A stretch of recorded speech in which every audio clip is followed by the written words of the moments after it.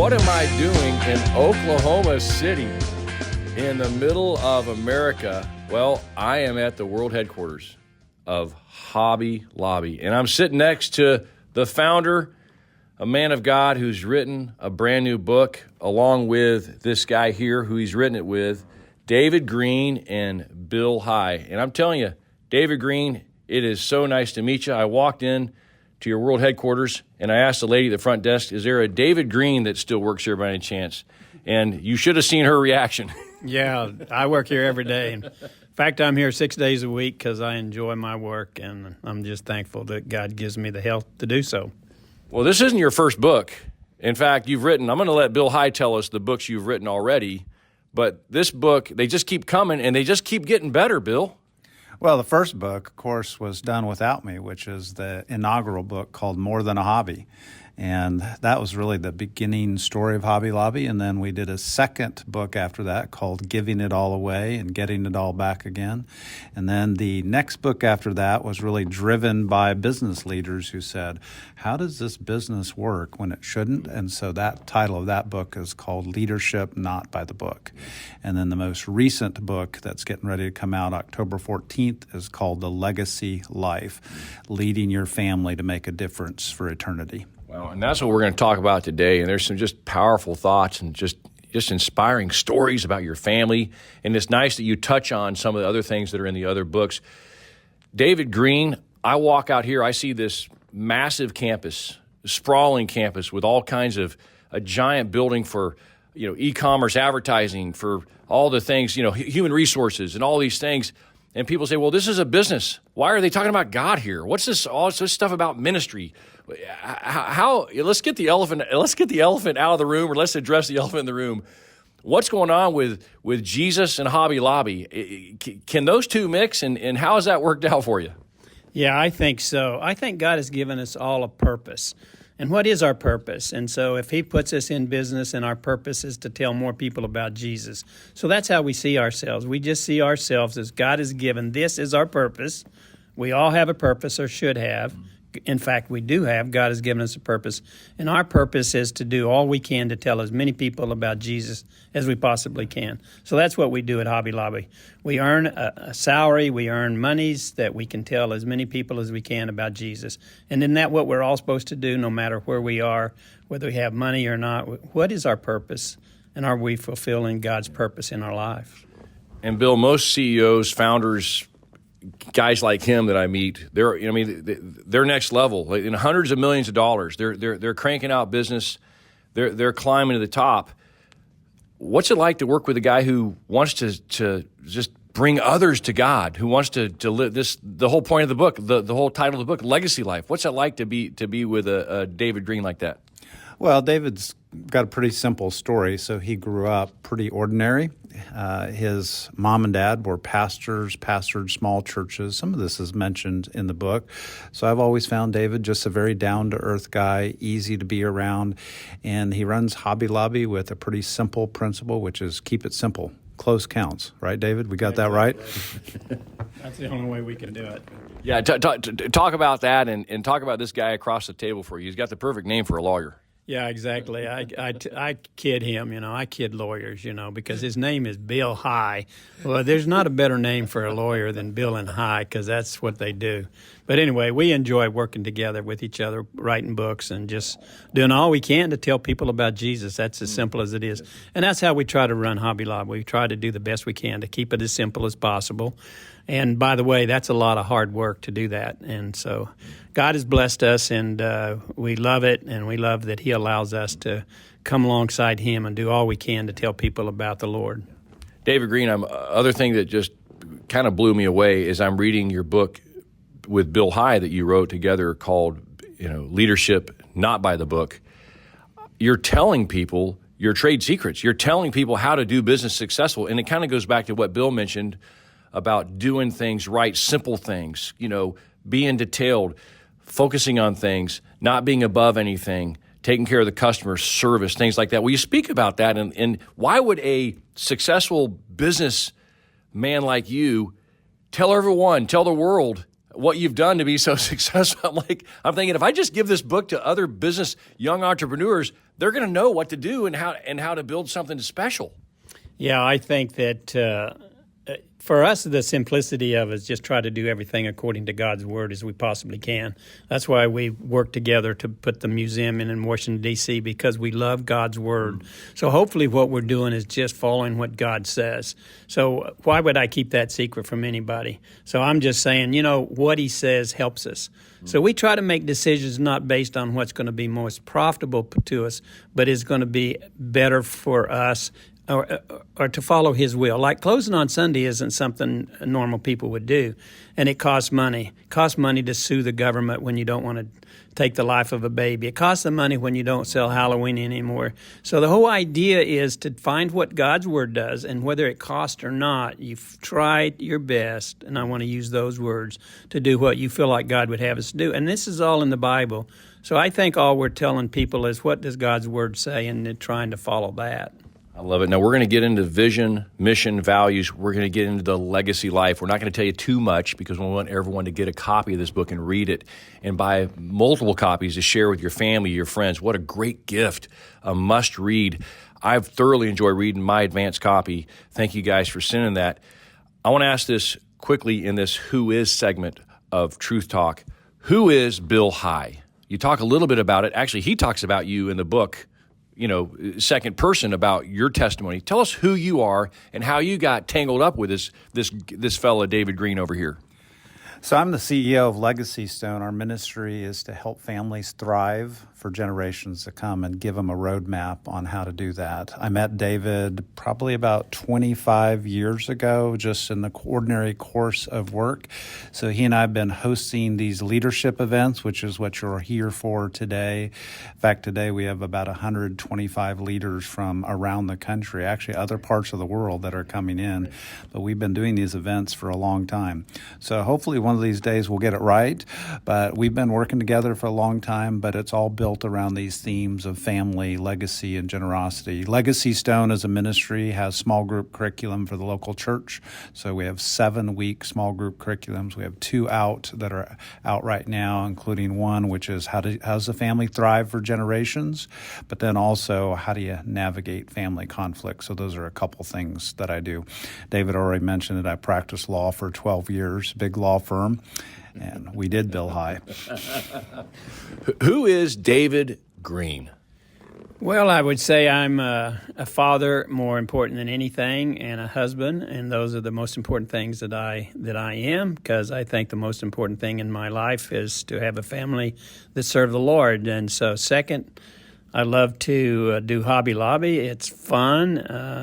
God has given me something to do, because I know that I'm doing what I'm supposed to do in Hobby Lobby, but I also know that He wants something more than us making a profit, and so we're honored to be able to do that. And Bill came into our life, by the way, to help us with our mission, vision, and our values. So we put together a document that this is the Green family's mission, vision, and our values. And so that's where he first came into our life. And so we're excited about every family needs to have a mission, a vision, and values. And so we have a document that we put together to make sure we have that.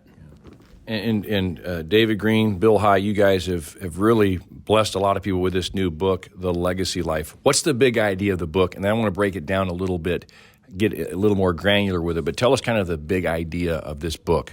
Yeah, the big idea ultimately is helping people think differently about family. Most people think about it from a very short-term perspective. Mm-hmm. There's actually a really funny story in the book about David and his encounter with the trumpet player. So I don't want to give too much about that, but it's kind of a fun story. I think he regrets telling me that story now. But ultimately, it's this idea that God really intends your family to last and to have an impact for generations. Most of us think about retirement as the end goal, and I'm going to retire and sit on a beach, but that's not God's design.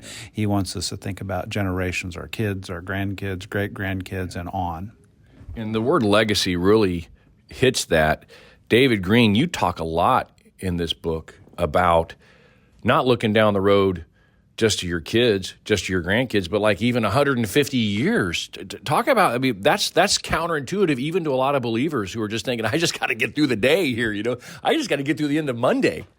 Yeah, and I think we have the same problems of everybody else, from day to day. But I think bigger than that, we need to think about our legacy, and that's what Barbara and I did when we first got married. We said the most important thing is that our children serve the Lord in our lives. No matter what we do, it's important that we first serve the Lord, that our children does. And why would you not want your children's children's children? So there's like 48 of us, I think, now, and I say I think because it's counting. We keep growing. And what should be important to all of us more than anything is that we serve the Lord, our children, our children's, and our children's children serve the Lord. Whether we're here or not, do you want your great-great-great-grandchildren to serve the Lord? The answer is yes. Well, what can we do our best to see that happens? So I think we have to be very intentional with our family to try to live the way that the Lord would have us to live, so that they would live the same way. So I think we have to be intentional to have legacy in our homes. One of those things that's kind of neat is a 16-year-old in the Green family at some point will get a Bible. Talk about that, just that small gesture, but what the deeper, larger significance of that is. Yeah, Bill got us to where that we come together as a family once a year to celebrate who and what we are. So the document that we put together, and we have a document that this is our mission, this is our vision, and this is our legacy. And so once a year, we give the person that becomes 16, they're part of the family group that comes together once a year to celebrate who and what the Green family is. And the Green family wants to be someone that serves the Lord. And so that's been very, very important to us every year, to serve on that particular day and to give everyone that turns 16 a Bible. It's all the same Bible. It has the same look. It's got the world around it. It's specially made for our family. And it's just one of the things that we give the family to let them know that you are part of this family. And we want everybody to want to be part of this family because of the ones that live ahead of them. Not saying that they're Christian, but doing our very best to be who God would want us to be. And I want to use the word the very best because we're certainly not perfect at it. In our next segment, we're going to go into a breakdown of the chapters, just a real quick kind of flyby, 5,000 feet, Bill High, David Green. I'm here in Oklahoma City. Oklahoma is okay. I'm telling you, what an awesome place. I'm in the world headquarters of Hobby Lobby, and they've opened up what they're doing, their mission, their vision, their legacy to so many other folks to say, hey, make a difference, make it count. Bill High, let's just cut right to it. How practical is this for other folks listening in their families, in their businesses, to actually implement some of these principles that you talk about in the legacy life? The idea of the legacy life is applicable to every single family in the country and around the world because it's the Bible. These are principles from the Bible. Because if you think about the idea of the 10 Commandments, love God, love people, that applies to every single family. And the idea in Deuteronomy 6 is that you're supposed to repeat those ideas when you get up, when you lay down, when you're walking by the way. It applies to every single family. So that's really the perspective, and that you're asking about how the book is laid out. We're challenging the perspective of people that long-term is retirement. We're saying the perspective should be think generations because our God is a generational God. Part 2 of the book is all about legacy practices. What's the things that every single family can do? Having a vision, mission, values doesn't apply just because you're worth millions or billions. As the case may be, it applies to every single family. We all need to know our purpose, what God's given us to do, and how to practice that. And then the third part of the book is really about the legacy adventure, which are stories from the Bible of families. We don't tend to think of long-lasting families. There are a lot of families in the Bible that have problems, but there's some great stories of families that made it hundreds of years, thousands of years even. And then some families in history. And then what do you do if your story's not perfect? So there's a whole chapter on there on the broken legacy. You're single, widowed, divorced. How does this apply to you? And the whole idea of legacy, all of us have a legacy. It's not neutral. It's going to be good or bad. That's what the scriptures teach. So that's what we point to in that legacy adventure. Truth Talk Live.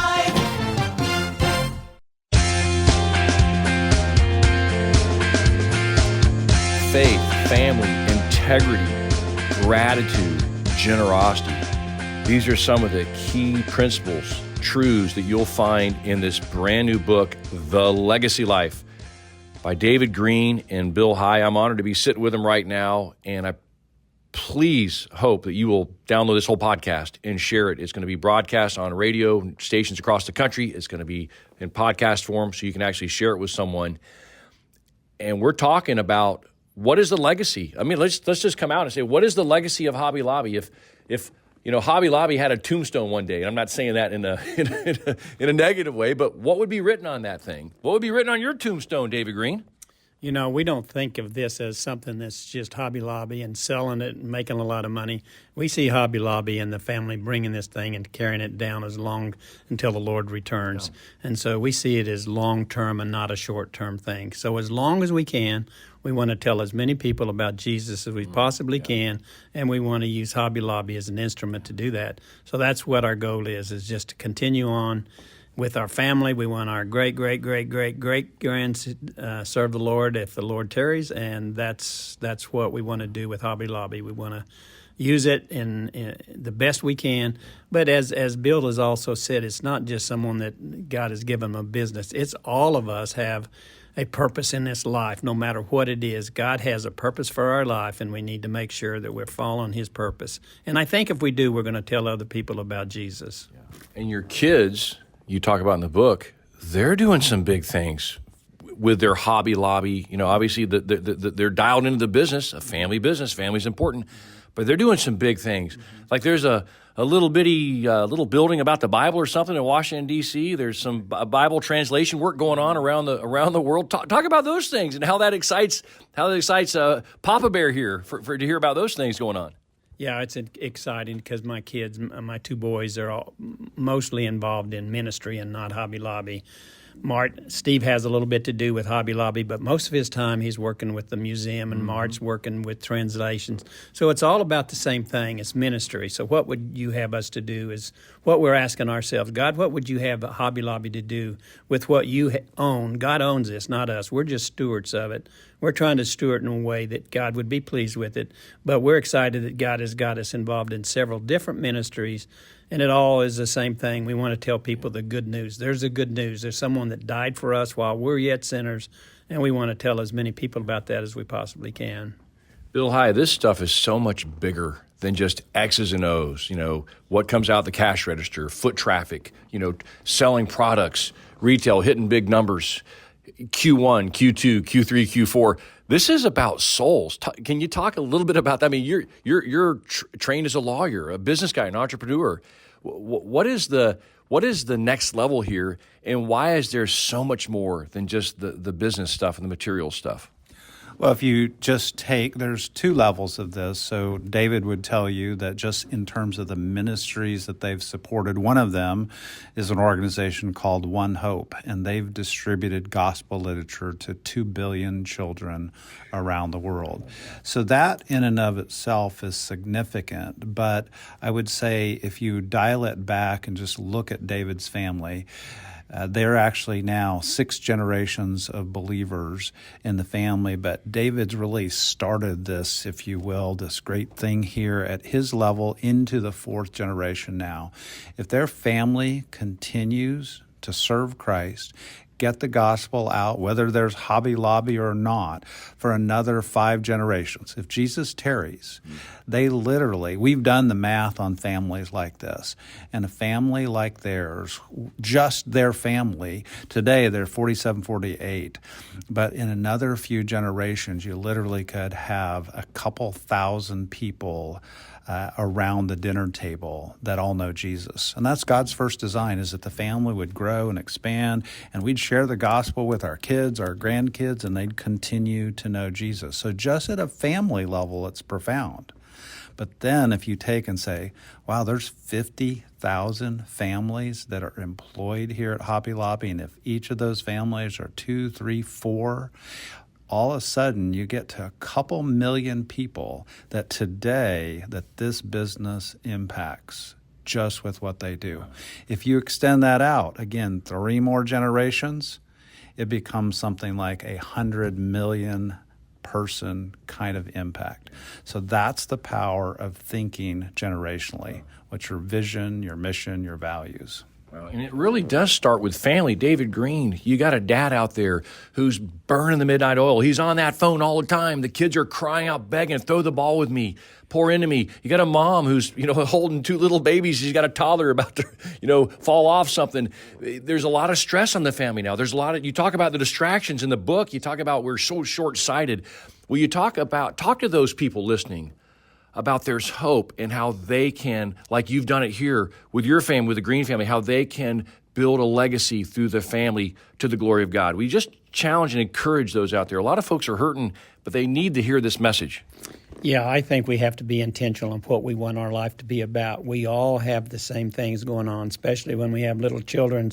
And so we're at a different spot Barbara and I, than we were when we had a lot of family. So I think if it's in our heart, we're going to move towards doing more and more for Christ.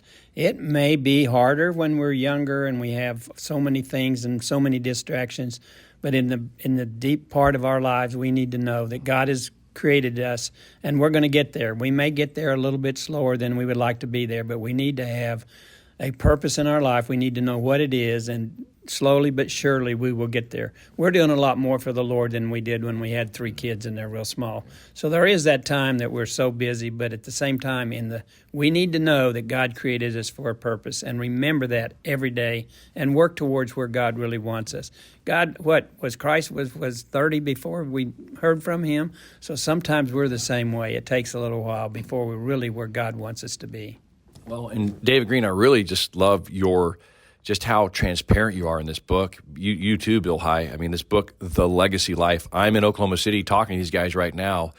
You're going to love this book. It'll bless you, but there's a transparency there because you even opened up a chapter saying, hey, and I thought about it. I'm sitting in this nice conference room. I'm driving through Oklahoma City looking. I'm like, when does this campus end? Me and my buddy Cliff are out here. It's like, this is massive.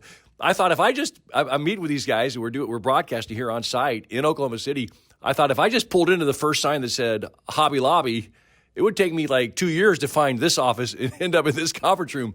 But David Green, it didn't all start that way.